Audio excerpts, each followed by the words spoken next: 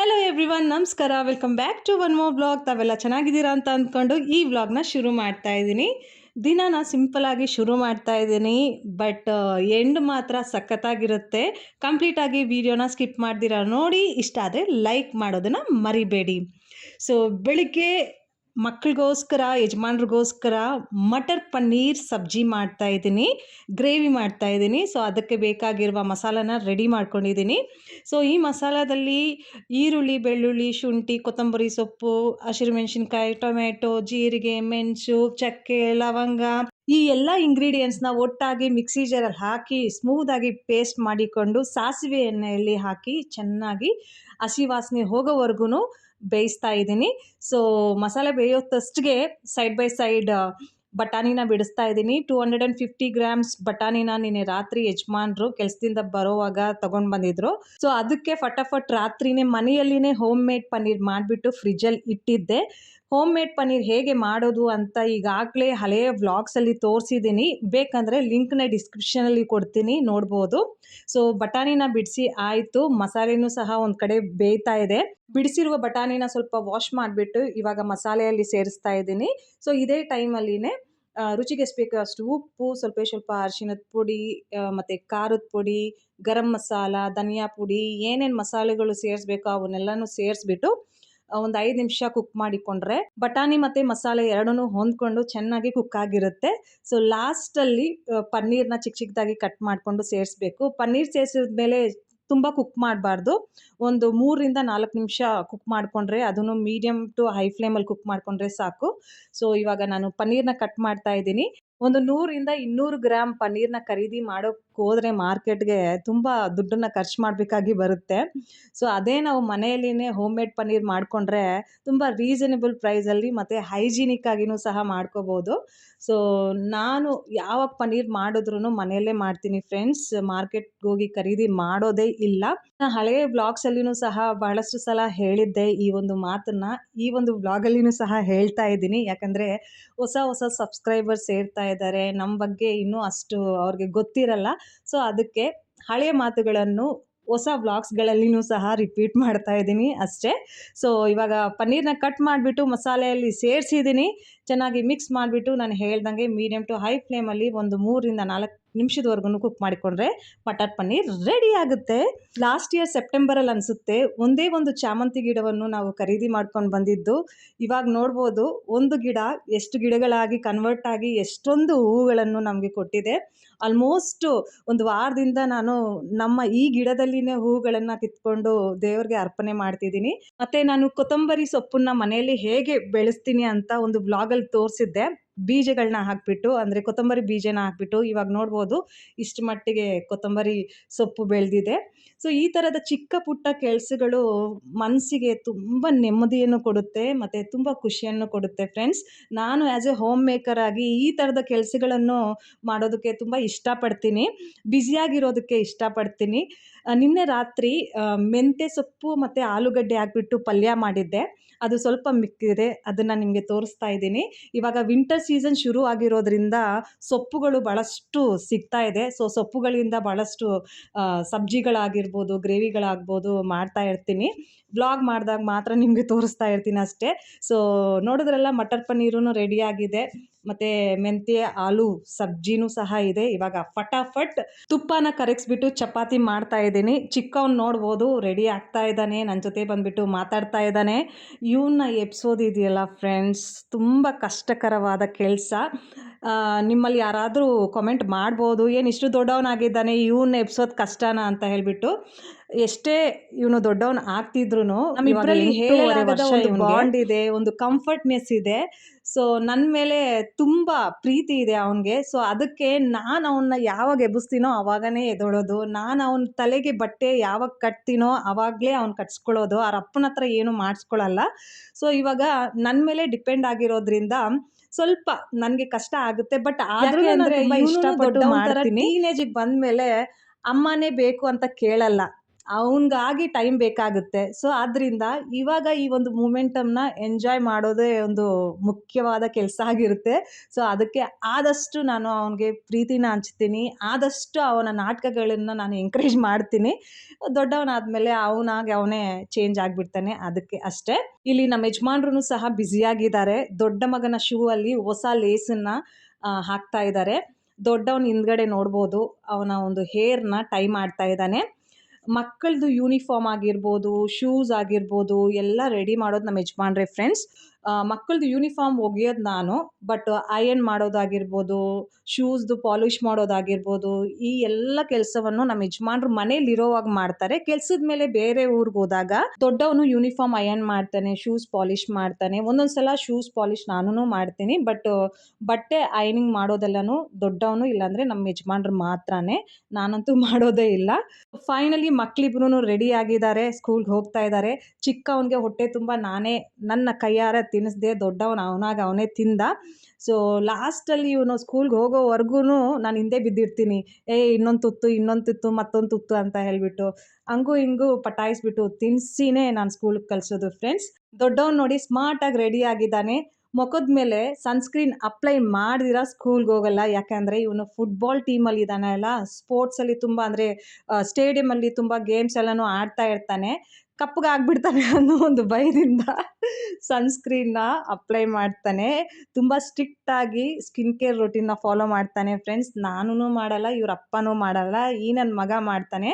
So we appreciate. ಅವ್ನಿಗೇನೇನು ಬೇಕೋ ಅದನ್ನೆಲ್ಲನೂ ತೆಗೆದು ಕೊಡ್ತೀವಿ, ಪರ್ಚೇಸ್ ಮಾಡಿ ಕೊಡ್ತೀವಿ.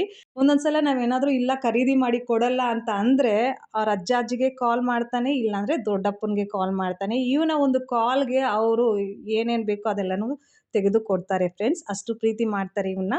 ಸೊ ಫೈನಲ್ ಆಗಿ ಬೆಳಗಿನ ಜಾವದ ಕೆಲಸವನ್ನು ಮಾಡಿ ಮುಗಿಸಿ ದೇವ್ರಿಗೆ ನಾನು ಬೆಳೆಸಿದ ಹೂಗಳನ್ನು ಅರ್ಪಣೆ ಮಾಡಿ ಕೈ ಮುಗಿತಾ ಇದ್ದೀನಿ. ಈ ಒಂದು ಟೈಮ್ ಬಂದ್ಬಿಟ್ಟು ತುಂಬ ರಿಲ್ಯಾಕ್ಸಿಂಗ್ ಆಗಿರುತ್ತೆ ಫ್ರೆಂಡ್ಸ್. ಮಕ್ಕಳು ಸ್ಕೂಲ್ಗೆ ಹೋಗಿರ್ತಾರೆ, ಯಜಮಾನ್ರು ಕೆಲ್ಸಕ್ಕೆ ಹೋಗಿರ್ತಾರೆ, ಮನೇಲಿ ಎಲ್ಲನೂ ಕೆಲಸ ಆಗಿರುತ್ತೆ. ದೇವ್ರಿಗೆ ಕೈ ಮುಗಿದ್ಬಿಟ್ಟು ಆರಾಮಾಗಿ ಸ್ವಲ್ಪ ಹೊತ್ತು ಕುತ್ಕೊಂಡು ಹೊಟ್ಟೆ ತುಂಬ ತಿಂದ್ಬಿಟ್ಟು ನಿದ್ದೆ ಬಂದರೆ ನಿದ್ದೆ ಮಾಡ್ತೀನಿ. ಇಲ್ಲ ಅಂತ ಅಂದರೆ ಏನಾದರೂ ಒಂದು OTT ಪ್ಲ್ಯಾಟ್ಫಾರ್ಮಲ್ಲಿ ಸೀರೀಸ್ನ ನೋಡ್ತೀನಿ, ಇಲ್ಲಾಂದರೆ ಬಿಗ್ ಬಾಸ್ನ ನೋಡ್ತೀನಿ. ಒಟ್ಟಾಗಿ ಈ ಒಂದು ಟೈಮ್ ನನಗೋಸ್ಕರ ಸೀಮಿತವಾಗಿರುತ್ತೆ. ಯಾರ ಹತ್ರನೂ ಅಷ್ಟು ಮಾತಾಡೋಲ್ಲ. ಅನ್ವಾಂಟೆಡ್ ಕಾಲ್ಸ್ನ ಪಿಕ್ ಮಾಡಲ್ಲ. ಏನಾದರೂ ಇಂಪಾರ್ಟೆಂಟ್ ಕಾಲ್ ಇದ್ದರೆ ಮಾತ್ರನೇ ಪಿಕ್ ಮಾಡಿಬಿಟ್ಟು ಮಾತಾಡ್ತೀನಿ. ಇಲ್ಲಾಂದರೆ ಆದಷ್ಟು ರಿಲ್ಯಾಕ್ಸ್ ಮಾಡ್ತೀನಿ. ಮಕ್ಕಳು ಸ್ಕೂಲಿಂದ ವಾಪಸ್ ಬರೋತ್ತೊಷ್ಟಿಗೆ ರಿಲ್ಯಾಕ್ಸ್ ಮಾಡಿಬಿಟ್ಟು ಮಧ್ಯಾಹ್ನದ ಊಟಕ್ಕೆ ರೆಡಿ ಮಾಡ್ಕೊತೀನಿ. ಸೊ ಈ ರೀತಿ ನನ್ನ ದಿನಚರಿಯನ್ನು ಡಿಸಿಪ್ಲಿನ್ ಆಗಿ ಮೇಂಟೈನ್ ಮಾಡ್ತೀನಿ. ಸೊ ಇವಾಗ ಫೈನಲ್ ಆಗಿ ನಾವು ಫುಲ್ ಆನ್ ಎಂಜಾಯ್ ಮಾಡೋದಕ್ಕೆ ನಮ್ಮ ರಿಲೇಟಿವ್ಸ್ ಮನೆಗೆ ಬಂದಿದ್ದೀವಿ. ಇವತ್ತು ನನ್ನ ಪ್ರೀತಿಯ ತಮ್ಮ ರೂಪಿಂದರ್ ಸಿಂಗ್ದು ಹುಟ್ಟುಹಬ್ಬ. ನಮ್ಮನ್ನು ಪ್ರೀತಿಯಿಂದ ಇನ್ವೈಟ್ ಮಾಡಿರೋ ಕಾರಣದಿಂದ ನಾವೂ ಪ್ರೀತಿಯಿಂದ ಅವ್ರ ಮನೆಗೆ ಬಂದಿದ್ದೀವಿ. ಇವ್ರು ಯಾರು, ನಿಮ್ಗೆ ಏನಾಗಬೇಕು ಅಂತ ಒಂದು ಕಾಮೆಂಟ್ ಬಂದಿತ್ತು. ನಾನು ಶಾರ್ಟ್ ವಿಡಿಯೋ ಹಾಕಿದ್ದೆ. ಸೊ ಅದರಲ್ಲಿ ಕಾಮೆಂಟ್ ಬಂದಿತ್ತು. ನಾನು ಈಗಾಗಲೇ ಹಳೆಯ ವ್ಲಾಗ್ಸಲ್ಲಿ ಹೇಳಿದ್ದೆ, ಇವರು ನಮ್ಮ ಮಾವ ಮತ್ತು ಅತ್ತೆ ಇಬ್ಬರು ಕಡೆಯ ರಿಲೇಟಿವ್ಸೂ ಸಹ ಆಗಿರ್ತಾರೆ. ಕಳೆದ 10 ವರ್ಷಗಳಿಂದ ಮೊಹಾಲಿಯಲ್ಲಿ ಬಂದು ಸೆಟಲ್ ಆಗಿದ್ದಾರೆ. ನಾವು 5 ವರ್ಷಗಳಿಂದ ಚಂಡೀಗಢಲ್ಲಿ ಸೆಟಲ್ ಆಗಿರೋದ್ರಿಂದ ಸೊ ಇವ್ರ ಮನೆಗೆ ಬರ್ತಾ ಹೋಗ್ತಾ ಇರ್ತೀವಿ. ನಮ್ಮ ಕ್ಲೋಸ್ ರಿಲೇಟಿವ್ಸ್ ಅಂದರೆ ಇವರೇ. ಇವಾಗ ನಾವು ಏನೇ ಸೆಲೆಬ್ರೇಷನ್ ಮಾಡಿದ್ರೂ ಇವ್ರನ್ನ ನಾವು ಇನ್ವೈಟ್ ಮಾಡ್ತೀವಿ. ಅವ್ರೇನಾದರೂ ಸೆಲೆಬ್ರೇಷನ್ ಮಾಡಿದ್ರೂ ಅವ್ರು ನಮ್ಮನ್ನು ಇನ್ವೈಟ್ ಮಾಡ್ತಾರೆ. ಅಷ್ಟು ಕ್ಲೋಸ್ ಆಗಿ, ಅಷ್ಟು ಟ್ರಾನ್ಸ್ಪರೆಂಟ್ ಆಗಿ ಫುಲ್ ಆನ್ ಎಂಜಾಯ್ ಮಾಡ್ತೀವಿ. ಸೊ ಒಂದು ಕಂಫರ್ಟ್ನೆಸ್ ಅನ್ನೋದಿದೆ. ಅಂಕಲ್ ಆಗಿರ್ಬೋದು, ಆಂಟಿ ಆಗಿರ್ಬೋದು, ತುಂಬ ಫ್ರೆಂಡ್ಲಿ ಆಗಿರ್ತಾರೆ. ಸ್ಪೆಷಲಿ ಆರ್ಮಿಯಲ್ಲಿ ಇವರು ಕೆಲಸ ಮಾಡಿರೋದ್ರಿಂದ ಇವರ ಒಂದು ನೇಚರು ತುಂಬ ಬ್ರಾಡ್ ಆಗಿರುತ್ತೆ. ಎಲ್ಲರನ್ನ ತುಂಬ ಚೆನ್ನಾಗಿ ಟ್ರೀಟ್ ಮಾಡ್ತಾರೆ. ಸೊ ಈ ಥರ ಯಾರು ಟ್ರೀಟ್ ಮಾಡ್ತಾರೋ ಅವ್ರ ಜೊತೆ ನಾನು ತುಂಬ ಚೆನ್ನಾಗಿ ಹೊಂದ್ಕೊಳ್ತೀನಿ. ನಾನಂದರೆ ಅವ್ರಿಗೆ ತುಂಬ ಇಷ್ಟ. ನಮ್ಮ ಯಜಮಾನ್ರಿಗಿಂತ ನಾನಂದರೆ ತುಂಬ ಇಷ್ಟ. ನಮ್ಮನ್ನು ಯಾರು ಇಷ್ಟಪಡ್ತಾರೋ ಅವರನ್ನು ಅಷ್ಟೇ ಇಷ್ಟಪಟ್ಬಿಟ್ಟು ಸಂಬಂಧನ ಉಳಿಸ್ಕೋಬೇಕು ಅನ್ನೋದು ನನ್ನ ಒಂದು ಅನಿಸಿಕೆ. ಸೊ ನನ್ನ ಕಡೆಯಿಂದ ನಾನೂ 100% ಕೊಡ್ತೀನಿ, ಅವ್ರ ಕಡೆಯಿಂದ ಅವರೂ 100% ಕೊಡ್ತಾರೆ. ಸೊ ಈ ರೀತಿ ನಮ್ಮ ಸಂಬಂಧ, ನಮ್ಮ ಒಂದು ರಿಲೇಷನ್ಶಿಪ್ ಸ್ಟ್ರಾಂಗ್ ಆಗಿದೆ. ರೂಪಿಂದರ್ ಬಾಯ್ಗೆ ಎಂಗೇಜ್ಮೆಂಟ್ ಆಗಿದೆ. ಈ ಜೂನಲ್ಲಿ ನಮ್ಮ ಅಕ್ಕ ತೀರೋದ್ರಲ್ಲ, ಸೊ ಆ ಒಂದು ಮಂತಲ್ಲಿನೇ ಇವ್ರದೂ ಸಹ ಎಂಗೇಜ್ಮೆಂಟ್ ಆಗಿದ್ದು. ನಾನು ತುಂಬ ದುಃಖಕರವಾದ ಸ್ಥಿತಿಯಲ್ಲಿದ್ದೆ. ಆದ ಕಾರಣದಿಂದ ಹೋಗಲಿಕ್ಕೆ ಸಾಧ್ಯ ಆಗಿರಲಿಲ್ಲ. ತುಂಬ ಪ್ರೀತಿಯಿಂದ ನಮ್ಮನ್ನೂ ಸಹ ಎಂಗೇಜ್ಮೆಂಟ್‌ಗೆ ಇನ್ವೈಟ್ ಮಾಡಿದರು. ಬಟ್ ನಮಗೆ ಹೋಗೋಕ್ಕಾಗಿರಲಿಲ್ಲ. 2026 ಅಂದರೆ ನೆಕ್ಸ್ಟ್ ಇಯರ್ ನವೆಂಬರಲ್ಲಿ ಮದುವೆ ಮಾಡಬೇಕು ಅಂತ ಪ್ಲ್ಯಾನ್ ಮಾಡ್ತಾ ಇದ್ದಾರೆ. ಸೊ ಈ ವರ್ಷ ನಮ್ಮ ಜೊತೆ ರೂಪಿಂದರ್ ಬಾಯ್ ಸೆಲೆಬ್ರೇಷನ್ ಮಾಡ್ತಿದ್ದಾರೆ. ನೆಕ್ಸ್ಟ್ ಇಯರ್ ಅವ್ರ ಬರ್ಡೇನ ಸಮ್ಮನ್ ಸ್ಪೆಷಲ್ ಹೆಂಡತಿ ಜೊತೆ ಸೆಲೆಬ್ರೇಟ್ ಮಾಡ್ತಾರೆ. ಅವ್ರ ಜೊತೆ ನಾವೂ ಸಹ ಇರ್ತೀವಿ ಫ್ರೆಂಡ್ಸ್. ಯಾಕಂದರೆ ಆ ಹುಡುಗಿನೂ ತುಂಬ ಫ್ರೆಂಡ್ಲಿ, ನಮ್ಮ ಜೊತೆ ತುಂಬ ಫ್ರೆಂಡ್ಲಿಯಾಗಿ ಮಾತಾಡ್ತಾಳೆ. ನೋಡೋದಕ್ಕೆ ತುಂಬ ಸುಂದರವಾಗಿದ್ದಾಳೆ. ಆಲ್ರೆಡಿ ನಾನು ಒಂದು ಪೋಸ್ಟನ್ನ ಜೂನಲ್ಲಿ ಶೇರ್ ಮಾಡಿದ್ದೆ. ನನ್ನ ಯೂಟ್ಯೂಬ್ ಕಮ್ಯುನಿಟಿ ಪೋಸ್ಟಲ್ಲಿ ಶೇರ್ ಮಾಡಿದ್ದೆ ಇವರಿಬ್ಬರದೂ ಫೋಟೋ. ಹಳೆ ಸಬ್ಸ್ಕ್ರೈಬರ್ಸ್ ನೋಡಿರ್ತಾರೆ ಅಂತ ಅನಿಸುತ್ತೆ. ಹೊಸ ಸಬ್ಸ್ಕ್ರೈಬರ್ಸ್ ಯಾರಾದರೂ ಇದ್ದರೆ ನೀವೂ ಸಹ ನೋಡ್ಬೋದು. ಜೂನ್ ಜುಲೈ ಮಂತಲ್ಲಿ ನಾನು ಒಂದು ಪೋಸ್ಟನ್ನ ಶೇರ್ ಮಾಡಿದ್ದೆ. ಸೊ ತುಂಬ ಸುಂದರವಾದ ಹುಡುಗಿ, ಅಷ್ಟೇ ಡೀಸೆಂಟಾಗಿ, ಅಷ್ಟೇ ಅಚ್ಚುಕಟ್ಟಾಗಿ ಮಾತಾಡ್ತಾಳೆ. ಆ ಹುಡುಗಿಯ ರಿಲೇಟಿವ್ಸ್ ಬೆಂಗಳೂರಲ್ಲಿನೂ ಸಹ ಇದ್ದಾರೆ. ಇವಾಗ ಕೇಕ್ ಕಟ್ ಮಾಡ್ತಾ ಇರೋದು ಬೆಂಗಳೂರಿಂದನೇ ಆರ್ಡ್ರ್ ಮಾಡಿರೋದು. ಹುಡುಗಿಯ ಕಸಿನ್ ಸಿಸ್ಟರು ಬೆಂಗಳೂರಿಂದನೇ ಇವ್ರಿಗೋಸ್ಕರ ಕೇಕ್ನ ಆರ್ಡ್ರ್ ಮಾಡಿದ್ದು. ಅಂದರೆ ಬೆಂಗಳೂರಿಂದ ಬಂದಿಲ್ಲ ಕೇಕು, ಇವರ ಒಂದು ಅಡ್ರೆಸ್ ತಗೊಂಡು ಬೆಂಗಳೂರಿಂದನೇ ಯಾವ ಕೇಕ್ ಬೇಕೋ ಅದನ್ನು ಆರ್ಡ್ರ್ ಮಾಡಿದ್ದಾರೆ. ಸೊ ನಾನೂ ಅವ್ರ ಜೊತೆ ಕನ್ನಡದಲ್ಲಿ ಮಾತಾಡಿದೆ. ತುಂಬ ಖುಷಿ ಆಯಿತು. ಇವ್ರ ರಿಲೇಟಿವ್ಸ್ ಎಲ್ಲನೂ ಬೆಂಗಳೂರಲ್ಲಿದ್ದಾರೆ, ಅವ್ರಿಗೆ ಕನ್ನಡ ಬರುತ್ತೆ ಅನ್ನೋದು. ಸೊ ಅವರೂ ತುಂಬ ಖುಷಿಪಟ್ಟರು. ಸೌತ್ ಇಂಡಿಯನ್ ಬಹು ಇವರ ಒಂದು ಪರಿವಾರದಲ್ಲಿ ಇದ್ದಾಳೆ ಅಂತ ಹೇಳಿಬಿಟ್ಟು. ಸೊ ಒಂಥರ ಖುಷಿಯಾದ ಮೂಮೆಂಟಮ್ ಇತ್ತು ಫ್ರೆಂಡ್ಸ್. ನಾನಂತೂ ಫುಲ್ ಆನ್ ಎಂಜಾಯ್ ಮಾಡಿದೆ. ನನಗೆ ಮದುವೆ ಆದಾಗಲಿಂದ 100% ಟ್ರೈ ಮಾಡಿದ್ದೀನಿ ಫ್ರೆಂಡ್ಸ್. ಎಲ್ರ ಜೊತೆನೂ ಚೆನ್ನಾಗಿರಬೇಕು, ಆದಷ್ಟು ನನ್ನ ಕೈಯಲ್ಲಿ ಆದಷ್ಟು ಟ್ರಾನ್ಸ್ಪರೆಂಟಾಗಿ ಹಾನೆಸ್ಟಾಗಿರಬೇಕು ಅನ್ನೋದನ್ನು ಟ್ರೈ ಮಾಡಿದ್ದೀನಿ. ಅದೇ ರೀತಿಯೇ ನನ್ನ ಜೀವನನ ನಡೆಸ್ತಾ ಬಂದಿದ್ದೀನಿ. ಅತ್ತೆ ಜೊತೆನೂ ಸಹ ಒಂದು ಬಾಂಡ್ ಅನ್ನೋದಿದೆ. ಅವ್ರಿಗೆ ಗೊತ್ತಿದೆ ನನ್ನ ಒಂದು ಪರ್ಸ್ನಾಲಿಟಿ ಹೇಗೆ ಅಂತ. ಸುಳ್ಳು ಹೇಳಲ್ಲ ಇವಳು ಅನ್ನೋದು ಗೊತ್ತಿದೆ. ಮತ್ತು ಮೋಸ ಮಾಡಲ್ಲ ಇವಳು ಅನ್ನೋದು ಗೊತ್ತಿದೆ. ತುಂಬ ಹಾನೆಸ್ಟಾಗಿ ಮಕ್ಕಳನ್ನ ಮತ್ತು ಗಂಡನ ಜೊತೆ ನನ್ನ ಜೀವನನ ನಡ್ಸ್ಕೊಂಡು ಹೋಗ್ತಾ ಇದ್ದೀನಿ. ನಮ್ಮ ಮಾವನಿಗೂ ನಾನಂದರೆ ತುಂಬ ಇಷ್ಟ ಫ್ರೆಂಡ್ಸ್. ನನಗೂ ನಮ್ಮ ಮಾವ ಅಂದರೆ ತುಂಬ ಇಷ್ಟ. ಮತ್ತು ನಮ್ಮ ಮಕ್ಕಳಿಗೆ ತುಂಬ ಪ್ರೀತಿನ ಕೊಡ್ತಾರೆ ನಮ್ಮ ಅತ್ತೆ ಮಾವ. ಅದು ತುಂಬ ಮುಖ್ಯ. ನಂದು ಒಂದು ರಿಲೇಷನ್ಶಿಪ್ಪು ನಮ್ಮ ಅತ್ತೆ ಜೊತೆ ಬೇರೆ ಆಗಿರ್ಬೋದು. ಬಟ್ ನಮ್ಮ ಮಕ್ಕಳ ಜೊತೆ, ನನ್ನ ಗಂಡನ ಜೊತೆ ಯಾವ ರೀತಿ ರಿಲೇಷನ್ಶಿಪ್ ಅವ್ರದ್ದಿದೆ ಅನ್ನೋದನ್ನು ಸಹ ತುಂಬ ಮುಖ್ಯ ಆಗುತ್ತೆ. ಅವ್ರು ತುಂಬ ಪ್ರಾಣ ಕೊಡ್ತಾರೆ. ಮೊಮ್ಮಕ್ಕಳಿಗಾಗಿರ್ಬೋದು, ಮಗನಿಗಾಗಿರ್ಬೋದು, ಏನೇ ಬೇಕಂದ್ರೂ ಎಲ್ಲನೂ ಕೊಡಿಸ್ತಾರೆ. ಸೊ ನಮ್ಮಿಂದ ಏನು ಎಕ್ಸ್ಪೆಕ್ಟ್ ಮಾಡ್ದಿರ ತುಂಬ ಚೆನ್ನಾಗಿ ಪ್ರೀತಿಯಿಂದ ಎಲ್ಲನೂ ಮಾಡ್ತಾ ಇದ್ದಾರೆ. ಅವರ ಜವಾಬ್ದಾರಿಗಳನ್ನ ನಿಭಾಯಿಸ್ತಾ ಇದ್ದಾರೆ. ನಾವೂ 100% ಆಗಿ ನಮ್ಮ ಜವಾಬ್ದಾರಿಗಳನ್ನು ನಿಭಾಯಿಸ್ತಾ ಇದ್ದೀವಿ. ನಮ್ಮ ಮಾವ ಒಂದೇ ಒಂದು ಮಾತು ಹೇಳ್ತಾರೆ ಫ್ರೆಂಡ್ಸ್, ನಮ್ಮ ಬಗ್ಗೆ ಯೋಚನೆ ಮಾಡೋದಕ್ಕೆ ಹೋಗಬೇಡಿ. ನಮ್ಮ ಜೀವನ ಮುಗಿದಿದೆ, ನಾವು ಜೀವನನ ಮುಗಿಸಿದ್ದೀವಿ, ಎಲ್ಲನೂ ನೋಡಿದ್ದೀವಿ. ನೀವು ನಿಮ್ಮ ಮಕ್ಕಳ ಕಡೆ ಗಮನ ಕೊಡಿ. ಅವ್ರು ಚೆನ್ನಾಗಿರೋದನ್ನು ನೋಡಿ ನಾವಿನ್ನೂ ಜೀವನನ ನಡೆಸ್ತೀವಿ, ಇನ್ನೂ ಚೆನ್ನಾಗಿರ್ತೀವಿ ಅನ್ನೋದನ್ನು ನಮಗೆ ಯಾವಾಗ್ಲೂ ಹೇಳ್ತಾರೆ. ಸೊ ಅದೇ ರೀತಿ ನಾವು ಮಕ್ಕಳ ಕಡೆ ಗಮನ ಕೊಡ್ತಿದ್ದೀವಿ, ಮಕ್ಕಳನ್ನ ಚೆನ್ನಾಗಿ ಬೆಳೆಸ್ತಿದ್ದೀವಿ. ಮಕ್ಕಳಿಗೆ ಏನೂ ಕೊರತೆ ಮಾಡ್ತಿಲ್ಲ. ನಮ್ಮ ಕಷ್ಟಗಳಿಗೆ ಏನೇ ಇದ್ರೂ, ಸ್ಪೆಷಲಿ ನಾನು ಎಮೋಷ್ನಲ್ ಆಗಿ ವೀಕ್ ಆಗಿದ್ರೂ ತುಂಬ ಸ್ಟ್ರಾಂಗ್ ಆಗಿ ಮಕ್ಕಳ ಜೊತೆ ಇರ್ತೀನಿ. ಎಮೋಷ್ನಲ್ ಆಗಿಯೂ ಮಕ್ಕಳ ಜೊತೆ ಇರ್ತೀನಿ. ಯಾಕಂದರೆ ತಂದೆ ತಾಯಿ ಬಗ್ಗೆ ಮಕ್ಕಳಿಗೆ ಎಲ್ಲನೂ ಗೊತ್ತಿರಬೇಕಲ್ವಾ. ಸೊ ಅದನ್ನು ನಾನು ಬಿಲೀವ್ ಮಾಡ್ತೀನಿ. ಟ್ರಾನ್ಸ್ಪರೆಂಟ್ ಆಗಿ ಮಕ್ಕಳ ಜೊತೆ ಎಲ್ಲನೂ ಹೇಳ್ಕೊತೀನಿ. ಖುಷಿಯಾಗಿರ್ಬೋದು, ಬೇಡದೇ ಇರೋ ವಿಚಾರಗಳಾಗಿರ್ಬೋದು, ಎಲ್ಲನೂ ನಾನು ಶೇರ್ ಮಾಡ್ಕೊತೀನಿ. Because they are my kids. ಅವ್ರ ಜೊತೆ ನಾನು ಶೇರ್ ಮಾಡಿಲ್ಲ ಅಂತ ಅಂದರೆ ಇನ್ನು ಯಾರ ಜೊತೆ ಶೇರ್ ಮಾಡೋಕ್ಕಾಗುತ್ತೆ ಹೇಳಿ.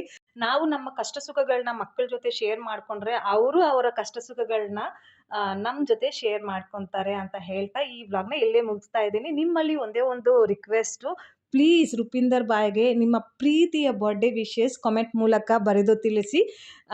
ಅವರು ನನ್ನ ವ್ಲಾಗ್ಸ್ನ ನೋಡ್ತಾರೆ. ಇನ್ನು ನಾನು ಹೇಳ್ದಂಗೆ ಬೆಂಗಳೂರಲ್ಲಿನೂ ಸಹ ಇವ್ರ ರಿಲೇಟಿವ್ಸ್ ಇದ್ದಾರೆ. ಅವ್ರೂ ಸಹ ಏನಾದರೂ ವ್ಲಾಗ್ಸ್ ನೋಡಿದ್ರೆ ಕಾಮೆಂಟ್ಸ್ ಎಲ್ಲನೂ ಓದಿ ಖುಷಿ ಪಡ್ತಾರೆ ಅಂತ ಹೇಳ್ತಾ ಈ ವ್ಲಾಗ್ನ ಇಲ್ಲೇ ಮುಗಿಸ್ತಾ ಇದ್ದೀನಿ. ಸೊ ಮತ್ತೆ ಸಿಗೋಣ ಇನ್ನೊಂದು ವ್ಲಾಗಲ್ಲಿ. ಅಲ್ಲಿಯವರೆಗೂ please do take care of yourself. Thank you so much for watching. Have a great day ahead. ಇವಾಗ ಮಧ್ಯರಾತ್ರಿ 12 ಗಂಟೆ ಆಗ್ತಾ ಇದೆ ಫ್ರೆಂಡ್ಸ್. ನಾವು ಮನೆಗೆ ರೀಚ್ ಆಗೋತ್ತಷ್ಟಿಗೆ 1:15 ಆಗಿತ್ತು. ಅಂದರೆ ಮಧ್ಯರಾತ್ರಿ 1:15 ಆಗಿತ್ತು. ಸೊ ಟೈಮ್ ಹೇಗೆ ಹೋಗುತ್ತೆ ಅಂತ ಗೊತ್ತೇ ಆಗೋದಿಲ್ಲ. ಯಾವಾಗ ಇವ್ರ ಮನೆಗೆ ಬಂದ್ರೂ ನಾವು ಫುಲ್ ಆನ್ ಎಂಜಾಯ್ ಮಾಡ್ತೀವಿ.